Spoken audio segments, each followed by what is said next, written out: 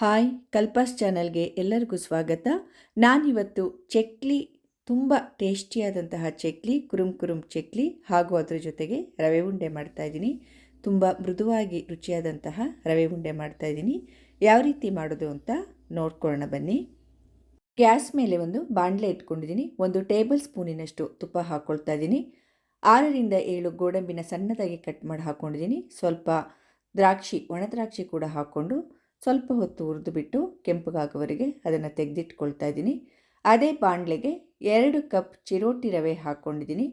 ಅದನ್ನು ಹುರ್ಕೋಬೇಕು. ಸ್ವಲ್ಪ ಗೋಲ್ಡನ್ ಕಲರ್ ಬರೋ ತನಕ ಹುರ್ಕೋಬೇಕು. ತುಂಬ ಕಪ್ಪೆಲ್ಲ ಆಗಬಾರ್ದು, ತುಂಬ ಕೆಂಪು ಕೂಡ ಬೇಡ. ಸ್ವಲ್ಪ ಆದಾಗ ನೋಡಿ, ಇಷ್ಟ ಆದರೆ ಸಾಕು, ಹುರ್ಕೋಬೇಕು. 1 ಕಪ್ಪಿನಷ್ಟು ಒಣ ಕೊಬ್ಬರಿ ತುರಿ ಹಾಕ್ಕೊಳ್ತಾ ಇದ್ದೀನಿ. ನಾನು ಮೇಲ್ಗಡೆದೆಲ್ಲ ತುರಿದು ಬಿಟ್ಟು ಕಪ್ಪು ಭಾಗ ಎಲ್ಲ ತೆಗೆದುಬಿಟ್ಟು ತುರ್ಕೊಂಡಿದ್ದೀನಿ. ಆದ್ದರಿಂದ ವೈಟ್ ಆಗಿದೆ ತುಂಬ. ಅದನ್ನು ಹಾಕ್ಕೊಂಡು ಸ್ವಲ್ಪ ಹೊತ್ತು ಹುರಿಬೇಕು. ಈ ರೀತಿಯಾಗಿ ಘಮ್ ಅಂತ ಸುವಾಸನೆ ಬರುತ್ತೆ ಅಲ್ಲಿ ತನಕ ಹುರಿಬೇಕು. ಸಕ್ಕರೆ ಹಾಕ್ಕೊಂಡಿದ್ದೀನಿ. 1 ಕಪ್ ಸಕ್ಕರೆ ಮಿಕ್ಸಿಗೆ ಹಾಕ್ಕೊಂಡಿದ್ದೀನಿ ನಾನು. 2 ಕಪ್ ರವೆಗೆ 1 ಕಪ್ ಸಕ್ಕರೆನ ಮಿಕ್ಸಿಗೆ ಹಾಕ್ಕೊಂಡು ಅದನ್ನು ಹಾಕ್ಕೊಂಡಿದ್ದೀನಿ. ಸ್ವಲ್ಪ ಹೊತ್ತು ಕೈ ಆಡಿಸಿದ ನಂತರ ಅರ್ಧ ಕಪ್ಪು ಹಾಲು ಬೇಕಾಗುತ್ತೆ ಇದಕ್ಕೆ. ಕರೆಕ್ಟಾಗಿ 2 ಕಪ್ ರವೆಗೆ ನಾನು ಅರ್ಧ ಕಪ್ ಹಾಲನ್ನು ತೊಗೊಂಡಿದ್ದೀನಿ. ಅದನ್ನು ಸ್ವಲ್ಪ ಹಾಕ್ಕೊಂಡಿದ್ದೀನಿ. ಇವಾಗ ಇನ್ನೊಂದು ಸ್ವಲ್ಪ ಹಾಕ್ಕೊಂಡೆ. ಅಷ್ಟನ್ನು ಹಾಕ್ಕೊಂಡು ಏಲಕ್ಕಿ ಪುಡಿ ಅರ್ಧ ಚಮಚ ಹಾಕ್ಕೊಂಡಿದ್ದೀನಿ. ಎಲ್ಲ ಕ್ಲೀನಾಗಿ ಮಿಕ್ಸ್ ಮಾಡ್ಕೋಬೇಕು. ಇದನ್ನು ನೋಡಿ, 1 ನಿಮಿಷ ಅಂತೂ ಈ ರೀತಿ ಕ್ಲೀನಾಗೆಲ್ಲ ಮಿಕ್ಸ್ ಮಾಡಬೇಕು. ಮೀಡಿಯಮ್ ಫ್ಲೇಮಲ್ಲೇ ಇರಲಿ, ಜಾಸ್ತಿ ಉರಿಬೇಡ. ನೋಡಿ, ಎಲ್ಲ ಕ್ಲೀನಾಗಿ ಮಿಕ್ಸ್ ಮಾಡ್ಕೊಂಡಿದ್ದೀನಿ ನಾನು 1 ನಿಮಿಷದ ತನಕ. ಆಮೇಲೆ ಇದಕ್ಕೆ ದ್ರಾಕ್ಷಿ ಗೋಡಂಬಿನ ಹಾಕಿದ್ದೀನಿ. ಅದನ್ನು ಕೂಡ ಕ್ಲೀನಾಗೆಲ್ಲ ಮಿಕ್ಸ್ ಮಾಡ್ಕೊಳ್ಬೇಕು. ದ್ರಾಕ್ಷಿ ಗೋಡಂಬಿ ಹಾಕಿದ್ಮೇಲೆ ಎಲ್ಲ ಕ್ಲೀನಾಗಿ ಮಿಕ್ಸ್ ಮಾಡಿಬಿಟ್ಟು ಸ್ಟವ್ನ ಆಫ್ ಮಾಡಿ ನಾನು ಲಿಡ್ನ ಕ್ಲೋಸ್ ಮಾಡಿ 5 ನಿಮಿಷ ಹಾಗೆ ಬಿಡ್ತೀನಿ. 5 ನಿಮಿಷ ಹಾಗೆ ಬಿಡೋದ್ರಿಂದ ರವೆ ಅರಳುತ್ತೆ, ತುಂಬ ಚೆನ್ನಾಗಿರುತ್ತೆ. ರವೆ ಉಂಡೆ ರವೆ ಥರ ಬಾಯಿಗೆ ಸಿಗೋದಿಲ್ಲ. ಅದಕ್ಕೆ ಆ ರೀತಿ ಮಾಡೋದು. ಇವಾಗ 1 ಟೀ ಸ್ಪೂನ್ನಷ್ಟು ತುಪ್ಪ ಹಾಕ್ಕೊಳ್ತಾ ಇದ್ದೀನಿ ನೋಡಿ. ಮತ್ತು ಟೇಸ್ಟ್ ತುಂಬ ಚೆನ್ನಾಗಿರುತ್ತೆ. ಕಟ್ಟುವಾಗ ಕೂಡ ಕೈಗೆ ಎಣ್ಣೆ ಜಿಡ್ಡಿನಂಶ ಹತ್ಕೊಂಡ್ರೆ ಅಂಟೋದಿಲ್ಲ. ಈಗ ಎಲ್ಲ ಕ್ಲೀನಾಗಿ ಮಿಕ್ಸ್ ಮಾಡ್ಕೋಬೇಕು. ತುಪ್ಪ ಹಾಕಿದ್ದೆ ಅಲ್ವಾ, ಹಾಕಿದ್ಮೇಲೆ ಎಲ್ಲ ಕ್ಲೀನಾಗಿ ಮಿಕ್ಸ್ ಮಾಡಿಕೊಡು. ನೋಡಿ, ಈ ಹದಕ್ಕೆ ಆಗಿದೆ. ನಿಮಗೆ ಅಕಸ್ಮಾತ್ ಅರ್ಧ ಕಪ್ ಸಾಕಾಗಲಿಲ್ಲ ಅಂದರೆ ಇನ್ನೊಂದು 2 ಟೇಬಲ್ ಸ್ಪೂನ್ನಷ್ಟು ಹಾಲನ್ನು ಹಾಕ್ಕೋಬೋದು. ಒಟ್ಟಿನಲ್ಲಿ ಈ ರೀತಿ ಹದಕ್ಕೆ ಬರೋವರೆಗೂ ಹಾಲು ಹಾಕ್ಕೋಬೇಕು. ಒಟ್ಟಿಗೆ ಮೊದಲೇ ಜಾಸ್ತಿ ಹಾಕ್ಕೊಂಡ್ಬಿಡಬೇಡಿ, ತೆಳು ಆದರೆ ಕಷ್ಟ. ನಾನೀಗ ಅರ್ಧ ಕಪ್ ಹಾಲು ಹಾಕಿ ಅದ್ರ ಮೇಲೆ 2 ಟೇಬಲ್ ಸ್ಪೂನ್ ಹಾಲು ಹಾಕ್ಕೊಂಡಿದ್ದೆ. ನೋಡಿ, ಇವಾಗ ಉಂಡೆ ಕಟ್ತಾ ಇದ್ದೀನಿ. ಈ ರೀತಿಯಾಗಿ ತುಂಬ ದಪ್ಪ ಉಂಡೆ ಕಟ್ತಾಯಿಲ್ಲ ನಾನು, ಮೀಡಿಯಮ್ ಸೈಜಲ್ಲಿ ಕಟ್ತಾಯಿದ್ದೀನಿ. ಉಂಡೆ ಕಟ್ಬಿಟ್ಟು ಒಂದೊಂದು ಒಣ ದ್ರಾಕ್ಷಿ ಇಟ್ಟರೆ ತುಂಬ ಚೆನ್ನಾಗಿ ಕಾಣುತ್ತೆ. ಮೇಲ್ಗಡೆ ನೋಡಿ, ಆ ಥರ ಒಂದೊಂದು ಒಣ ದ್ರಾಕ್ಷಿ ಇಡ್ತಾಯಿದ್ದೀನಿ. ಕಟ್ಟೋದಕ್ಕೆ ತುಂಬ ಈಸಿಯಾಗಿ ಬರ್ತಾಯಿದೆ, ತುಂಬ ಚೆನ್ನಾಗಿರುತ್ತೆ ಇದು. ನೋಡಿ, ಇಷ್ಟು ಉಂಡೆ ಆಯಿತು. ಒಂದು 16ರಿಂದ 17 ಉಂಡೆ ಆಗಿದೆ. 2 ಕಪ್ಪು ರವೆಗೆ. ಒಣಕೊಬ್ಬರಿ ಇರುತ್ತಲ್ವ, ಅದ್ರ ಪುಡಿಯಲ್ಲಿ ಈ ರೀತಿ ಹೊರಳಿಸಿದಾಗ ತುಂಬ ಚೆನ್ನಾಗಿ ಕಾಣುತ್ತೆ ನೋಡೋದಕ್ಕೆ. ತಿನ್ನೋದಕ್ಕೆ ಕೂಡ ತುಂಬಾ ಚೆನ್ನಾಗಿರುತ್ತೆ. ಡೆಸಿಕೇಟೆಡ್ ಕೋಕೋನಟ್ ಪೌಡರ್ ಕೂಡ ನೀವು ಒಣ ಕೊಬ್ಬರಿ ಬದಲಾಗಿ ತೊಗೋಬೋದು. ಇದಿಲ್ಲ ಅಂದರೆ ಡೆಸಿಕೇಟೆಡ್ ಕೋಕೋನಟ್ ಪೌಡರ್ ಕೂಡ ನೀವು ತೊಗೊಂಡು ಅದನ್ನೇ ಹಾಕ್ಬೋದು ರವೆ ಉಂಡೆಗೆ. ಈಗ ರವೆ ಉಂಡೆ ರೆಡಿ ಆಯಿತು. ಚಕ್ಲಿ ಯಾವ ರೀತಿ ಮಾಡೋದು ಅಂತ ನೋಡ್ಕೊಳ್ಳೋಣ. ಫಸ್ಟು ಒಂದು ಮಿಕ್ಸಿ ಜಾರ್ ತೊಗೊಂಡಿದ್ದೀನಿ ನೋಡಿ. ಅದಕ್ಕೆ 1 ಕಪ್ನಷ್ಟು ಕಡಲೆ ಹಾಕ್ಕೊಳ್ತಾ ಇದ್ದೀನಿ. ಕರೆಕ್ಟಾಗಿ ಅಳತೆ ನೋಡ್ಕೊಳ್ಳಿ. 1 ಕಪ್ಪು ಕಡಲೆ ಹಾಕಿದ್ದೀನಿ. ನುಣ್ಣಗೆ ಇದನ್ನು ಪುಡಿ ಮಾಡ್ಕೊಂಡಿದ್ದೀನಿ. ಇವಾಗ ಕಡಲೆನ ತುಂಬ ನುಣ್ಣಗೆ ಇದನ್ನು ಪುಡಿ ಮಾಡ್ಕೋಬೇಕು, ಫೈನ್ ಪೌಡರ್ ಮಾಡ್ಕೋಬೇಕು. ಇವಾಗ ಇದನ್ನು ಜರಡಿ ಆಡ್ಕೋಬೇಕು. ಹೇಗೆ ನುಣ್ಣಗೆ ಮಾಡಿದ್ರೂ ಕಡಲೆನ ಒಂದು ಸಲ ಜರಡಿ ಆಡ್ಕೊಳ್ಳೋದು ಒಳ್ಳೆಯದು. ನಾನಿಲ್ಲಿ ನೋಡಿ ಈ ಥರ ಜರಡಿಗೆ ಹಾಕ್ಕೊಳ್ತಾ ಇದ್ದೀನಿ. ಇದನ್ನು ಜರಡಿ ಆಡ್ಕೊಳ್ತಾ ಇದ್ದೀನಿ. ಇವಾಗ ನೋಡಿ, ಇಷ್ಟು ಇದು ಬಂದಿದೆ. ಕಡಲೆ ಮಾತ್ರ ಜರಡಿ ಆಡ್ಕೊಳ್ಳೋದೇ ಒಳ್ಳೆಯದು. ಇದಕ್ಕೆ 4 ಕಪ್ಪಿನಷ್ಟು ಅಕ್ಕಿ ಹಿಟ್ಟನ್ನು ಹಾಕ್ಕೊಳ್ತಾ ಇದ್ದೀನಿ. 1 ಕಪ್ ಕಡಲೆಗೆ 4 ಕಪ್ಪು ಅಕ್ಕಿ ಹಿಟ್ಟು, 3 ಇನ್ನೊಂದು ಕಪ್ಪು, 4 ಕಪ್. 1 ಟೀ ಸ್ಪೂನ್ನಷ್ಟು ಜೀರಿಗೆ ಹಾಕ್ಕೊಳ್ತಾ ಇದ್ದೀನಿ. ಅಜ್ವಾಯಿನ್ ಇದ್ದರೆ ಅದನ್ನು ಕೂಡ ನೀವು 1 ಟೀ ಸ್ಪೂನ್ ಹಾಕ್ಕೋಬೋದು. ಖಾರದ ಪುಡಿ 2 ಟೀ ಸ್ಪೂನ್ ಹಾಕ್ಕೊಳ್ತಾ ಇದ್ದೀನಿ. ನಿಮ್ಮ ಖಾರಕ್ಕೆ ತಕ್ಕ ಹಾಗೆ ಖಾರದ ಪುಡಿ ಹಾಕ್ಕೊಳ್ಳಿ. ನಾನು 2 ಸ್ಪೂನ್ ಹಾಕಿದ್ದೀನಿ. ಅರಿಶಿಣದ ಪುಡಿ ಅರ್ಧ ಸ್ಪೂನ್ ಹಾಕ್ಕೊಂಡಿದ್ದೀನಿ. ಉಪ್ಪು ರುಚಿಗೆ ತಕ್ಕಷ್ಟು ಹಾಕ್ಕೋಬೇಕು. ನಾನು ಪೂರ್ತಿಯಾಗಿ 1 ಸ್ಪೂನ್ ಹಾಕ್ಕೊಂಡು ಇನ್ನೂ ಒಂದು ಅರ್ಧ ಸ್ಪೂನ್ ಹಾಕ್ಕೊಂಡಿದ್ದೀನಿ. ನಿಮ್ಮ ರುಚಿಗೆ ತಕ್ಕಷ್ಟು ಉಪ್ಪು ಹಾಕ್ಕೊಳ್ಳಿ. ಕರೆಕ್ಟಾಗಿ ಅರ್ಧ ಕಪ್ಪು ಕಾಯಿಸಿಲ್ಲ ನಾನು ಈ ಎಣ್ಣೆನ ಹಾಗೆ ಹಾಕ್ಕೊಳ್ತಾ ಇದ್ದೀನಿ. ಯಾವ ಎಣ್ಣೆ ಬೇಕಾದರೂ ನೀವು ಅಡಿಗೆಗೆ ಯಾವ ಎಣ್ಣೆ ಉಪಯೋಗಿಸ್ತೀರೋ ಅದೇ ಎಣ್ಣೆನ ಹಾಕ್ಕೊಳ್ಳಿ. 4 ಕಪ್ ಅಕ್ಕಿ ಹಿಟ್ಟು, 1 ಕಪ್ ಕಡಲೆಗೆ ಅರ್ಧ ಕಪ್ಪು ಎಣ್ಣೆ ಕರೆಕ್ಟ್ ಆಗುತ್ತೆ. ಕಾಯಿಸೋದನ್ನು ಬೇಡ, ಹಾಗೆ ಹಾಕ್ಕೊಂಡಿದ್ದೀನಿ. ತುಂಬ ಚೆನ್ನಾಗಿ ಬರುತ್ತೆ ಮೃದುವಾಗಿ ಚಕ್ಲಿ. ಕ್ಲೀನಾಗೆಲ್ಲ ಮಿಕ್ಸ್ ಮಾಡ್ಕೋಬೇಕು. ನೋಡಿ ಈ ಥರ ಬಿಳಿ ಎಳ್ಳು ಬೇಕಾದರೆ ಕೂಡ ಹಾಕ್ಕೋಬೋದು. ಇದಕ್ಕೆ ಒಂದು 2 ಟೀ ಸ್ಪೂನ್ನಷ್ಟು ಬಿಳಿ ಎಳ್ಳು ಕೂಡ ಹಾಕ್ಕೋಬೋದು. ನೋಡಿ ಈ ರೀತಿ ಉಂಡೆ ಕಟ್ಟಿದಾಗ ಆ ರೀತಿ ಉಂಡೆ ಬರಬೇಕದು.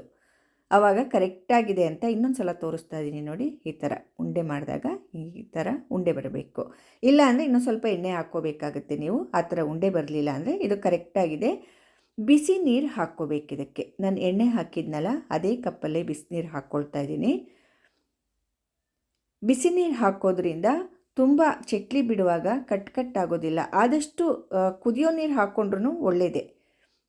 ಹಾಕ್ಕೊಂಡ್ಬಿಟ್ಟು ಕ್ಲೀನಾಗೆಲ್ಲ ಮಿಕ್ಸ್ ಮಾಡ್ಕೋಬೇಕು. ನೀರು ಹಾಕ್ಕೊಂಡಾಗ ಮಾತ್ರ ಬಿಸಿ ಇರುತ್ತೆ, ಸ್ವಲ್ಪ ನೋಡಿ ಕಲಿಸ್ಕೊಳ್ಳಿ.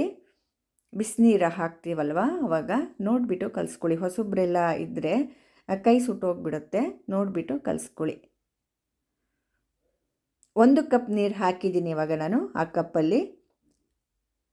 ನೋಡಿ ಎಲ್ಲ ಕ್ಲೀನಾಗಿ ಕಲಿಸ್ಕೊಂಡಿದ್ದೀನಿ. ಅದು ಸಾಕಾಗಿಲ್ಲ, ಇನ್ನೊಂದು ಕಪ್ಪು ನೀರನ್ನು ತೊಗೊಂಡಿದ್ದೀನಿ. ಅದನ್ನು ಕೂಡ ಅರ್ಧ ಹಾಕ್ಕೊಳ್ತಾ ಇದ್ದೀನಿ. ಒಂದೇ ಸಲ ನೀರನ್ನು ಕೂಡ ಜಾಸ್ತಿ ಹಾಕ್ಕೋಬಾರ್ದು.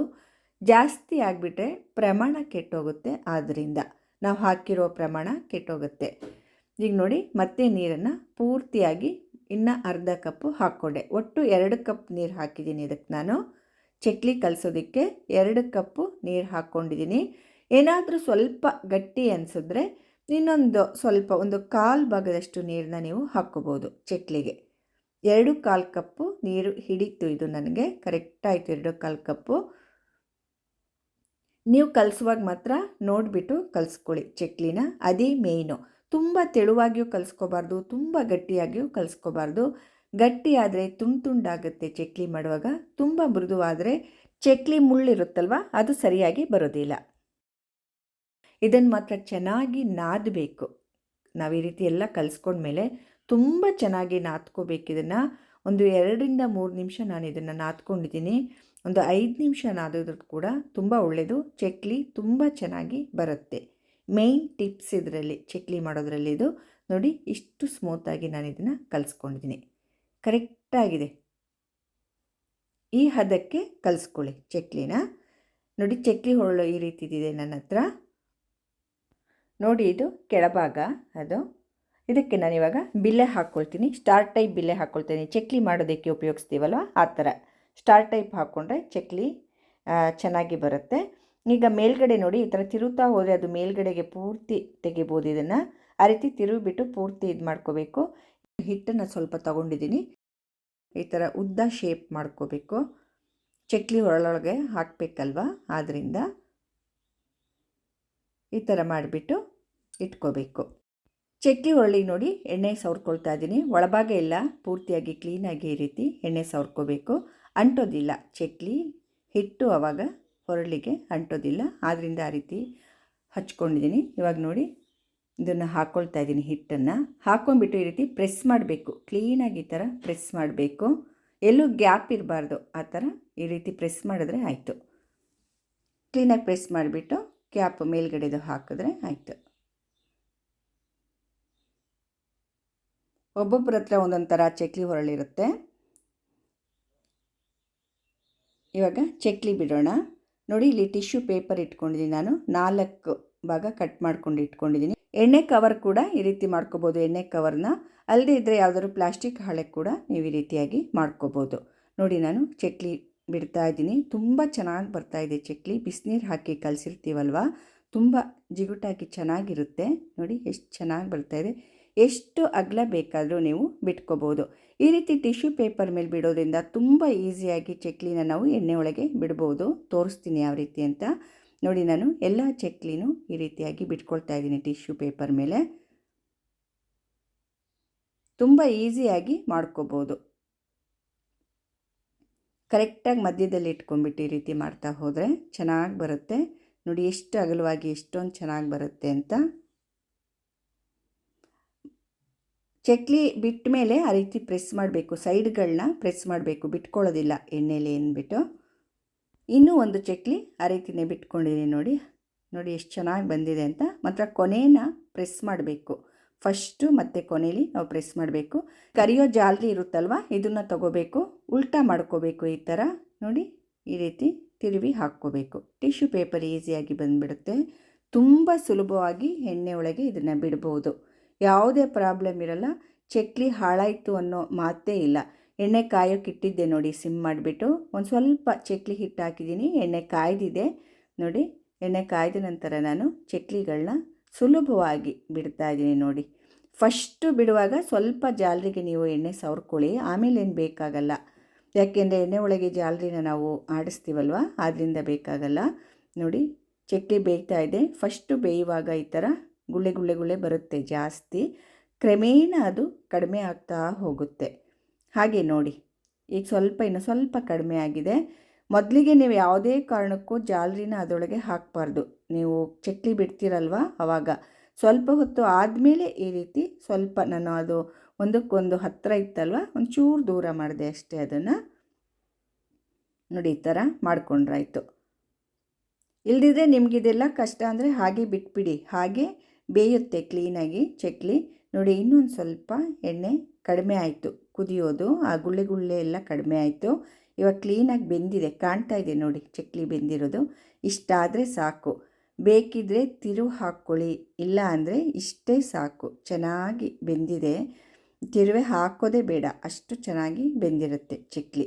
ಈಗ ಇನ್ನೊಂದು ಸಲ ನೋಡಿ ತಿರುವು ಹಾಕ್ಕೊಳ್ಳೋದಾದರೆ ಬೇಕಿದ್ರೆ ಒಂದು ಸಲ ಈ ರೀತಿಯಾಗಿ ತಿರುವಿ ಹಾಕ್ಕೋಬೋದು, ಬೇಕು ಅಂದರೆ ಈ ಥರ.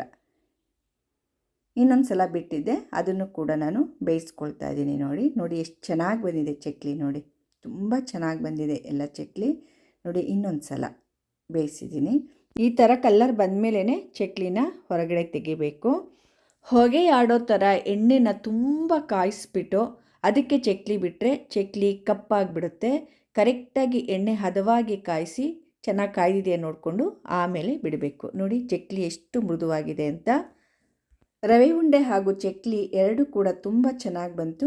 ನಿಮಗೆಲ್ಲ ಈ ಚಕ್ಲಿ ಹಾಗೂ ರವೆ ಉಂಡೆಯ ರೆಸಿಪಿ ತುಂಬ ಇಷ್ಟ ಆಗಿದೆ ಅಂದ್ಕೊಂಡಿದ್ದೀನಿ. ದಯವಿಟ್ಟು ನನ್ನ ಚಾನಲ್ಗೆ ಸಬ್ಸ್ಕ್ರೈಬ್ ಆಗೋದನ್ನು ಖಂಡಿತವಾಗಿ ಮರಿಬೇಡಿ. ಲೈಕ್ ಮಾಡಿ, ಶೇರ್ ಮಾಡಿ ಹಾಗೂ ಕಮೆಂಟ್ಸ್ ಮೂಲಕ ತಿಳಿಸಿ ಅಂತ ಹೇಳ್ತಾ ಎಲ್ಲರಿಗೂ ನನ್ನ ಧನ್ಯವಾದಗಳು. ಮುಂದಿನ ರೆಸಿಪಿಯೊಂದಿಗೆ ಮತ್ತೆ ಸಿಗ್ತೇನೆ. ನಮಸ್ಕಾರ.